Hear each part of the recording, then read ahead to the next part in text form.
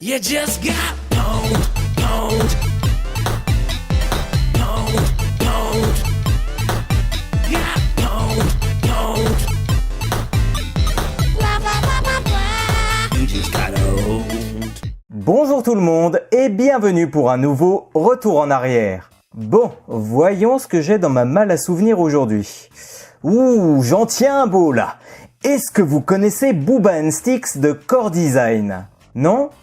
Eh bien, on va parler de ça aujourd'hui, tiens. C'est passé d'arty, mon kiki, qu'il faut dire. C'est parti, mon kiki.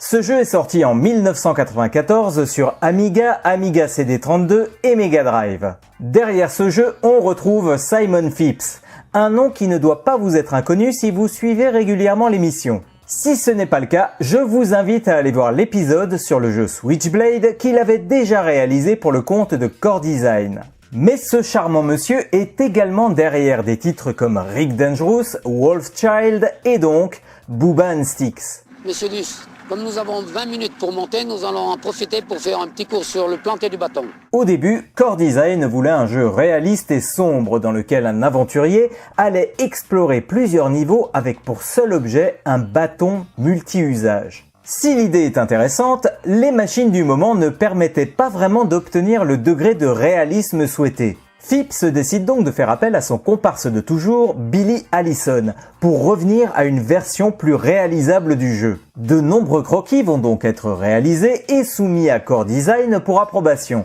Et c'est une version plus cartoonesque du projet qui va être retenue. Et voilà! On se retrouve donc dans la peau de Booba, un humain tout ce qu'il y a de plus normal, qui est pris en chasse par un extraterrestre chargé de collecter des spécimens pour un zoo de l'espace. Manque de bol, Booba a été choisi pour représenter la race humaine, mais il va rencontrer un extraterrestre nommé Stix, qui ressemble à un bout de bois, et ensemble, ils vont tenter de s'échapper. Dit comme ça, ce n'est pas très vendeur, mais le jeu va jouer sur l'aide multiple que va pouvoir apporter Stix à son compère de galère. Outre le fait de pouvoir frapper des adversaires assez faibles, Stix va surtout reprendre le côté multi-usage du projet initial. Ne vous y trompez pas, j'ai parlé de frapper les ennemis, mais Booba & Stix est avant tout un jeu de plateforme réflexion, car on va devoir utiliser nos méninges et Stix pour nous en sortir. Ma parole, des engins comme vous seraient fournis avec une notice, hein. Le premier niveau est d'ailleurs un bon moyen de voir les différentes possibilités du gameplay,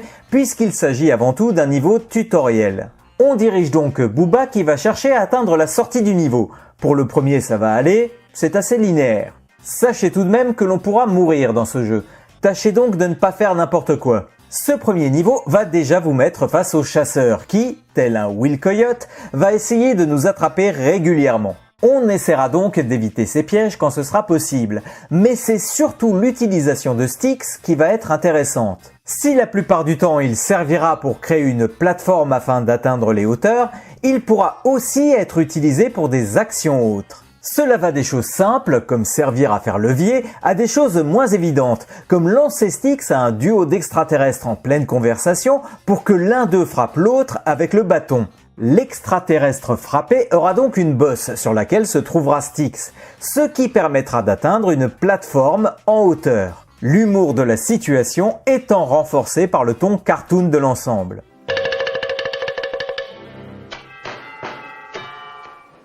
En tout cas, j'espère que vous avez bien profité de ce premier niveau, car maintenant que vous avez les mécaniques en tête, on va passer aux choses sérieuses. En effet, dès le second niveau, les choses se corsent. Les niveaux sont plus labyrinthiques, plus dangereux et les énigmes moins évidentes. Pourtant, on s'acharne et même si ce n'est pas le meilleur jeu du monde, on s'amuse bien, car la réalisation est réussie et colorée. Preuve que l'Amiga pouvait proposer des choses très sympas et à la hauteur, malgré le fait qu'il était en fin de vie.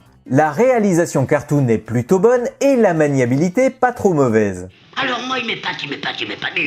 Le jeu aura droit à un portage sur Mega Drive, mais aussi sur Amiga CD32 qui proposera une petite animation supplémentaire en guise d'intro. Pourtant, malgré un accueil critique plutôt bon, Booba & Stix n'est pas forcément devenu un jeu dont on se souvient. Peut-être que le fait d'être sorti sur la fin de vie de l'Amiga a fait qu'il a été moins retenu que d'autres, alors qu'il le mérite tout autant. D'ailleurs, j'ai quelques autres jeux de cette période qui mériteraient un petit coup de projecteur, mais ça, ce sera pour une autre fois, car oui, on est déjà au bout de cet épisode. Je vous donne donc rendez-vous pour un prochain retour en arrière très vite, et en attendant cette nouvelle vidéo, jouez bien.